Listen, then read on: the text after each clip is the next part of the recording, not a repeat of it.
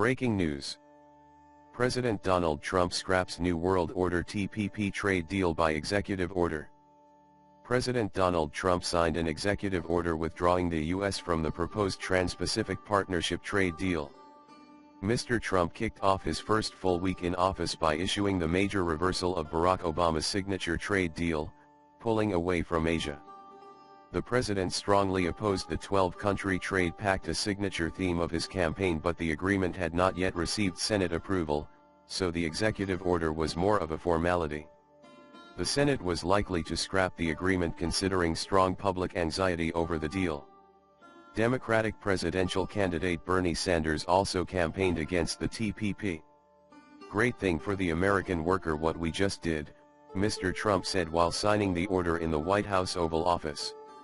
The order is a defection from Republicans in Congress who supported the trade deal, including House Speaker Paul Ryan.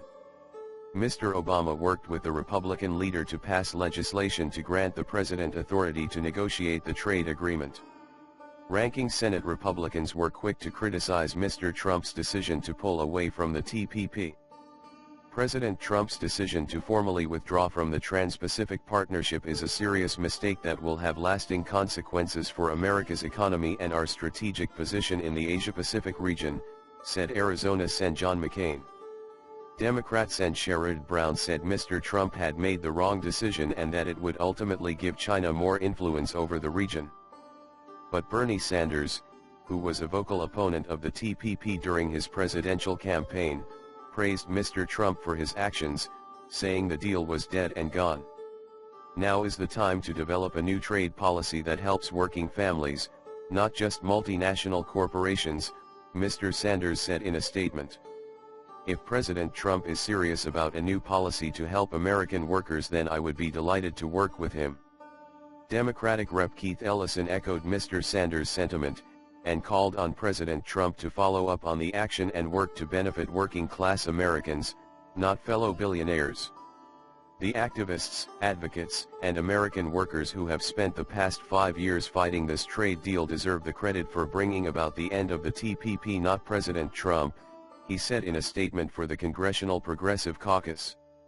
"It is up to President Trump to stand up to his billionaire cabinet and corporate boardrooms to create trade policies that benefit American workers, instead of increasing the profits and power of big corporations." Mr. Trump also plans to renegotiate the North American Free Trade Agreement, the pact between the U.S., Canada, and Mexico introduced by George H.W. Bush and pushed through Congress by Bill Clinton. On Sunday, he said he scheduled meetings with Mexican President Enrique Peña Nieto and Canada's Prime Minister Justin Trudeau to renegotiate the 2-decade-old trade agreement. "We're going to start some negotiations having to do with NAFTA," he said of his meeting with Mr. Peña Nieto.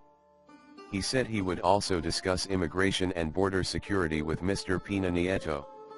During the televised debates before the 2016 election, Mr. Trump called NAFTA the worst trade deal maybe ever signed anywhere, but certainly ever signed in this country. The president criticized such deals in his inaugural address, during which he promised an America First approach to foreign policy. The phrase is rooted in anti-Second World War rhetoric in the U.S., and has been criticized as being anti-Semitic. "We must protect our borders from the ravages of other countries making our products, stealing our companies and destroying our jobs," Mr. Trump said in his short, nationalistic speech on Inauguration Day. "Protection will lead to great prosperity and strength." The TPP withdrawal order was one of 3 actions taken by the president in his third full day in office. He also ordered a freeze in government hiring and reimposed a ban on providing federal money to international groups that provide abortions. Mr. Trump has criticized international free trade deals for rewarding companies for outsourcing work and has attributed the loss of U.S. manufacturing to foreign labor. Earlier in the morning, Mr. Trump met with U.S. business leaders and said that he plans to penalize companies that ship their jobs overseas. "If you go to another country and you decide that you're going to close and get rid of 2,000 people or 5,000 people, we are going to be imposing a very major border tax on the product when it comes in," he said in the meeting, which included Tesla CEO Elon Musk and Under Armour CEO Kevin Plank. President Trump is expected to devote his first week in office to undoing much of Mr. Obama's work during his 2 terms in the White House, including the TPP, the global abortion gag rule, and a reversal of his predecessor's executive order to defer deportation of some 700,000 undocumented people brought to the U.S. as minors.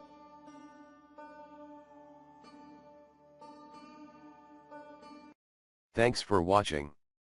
Don't forget to leave your comments.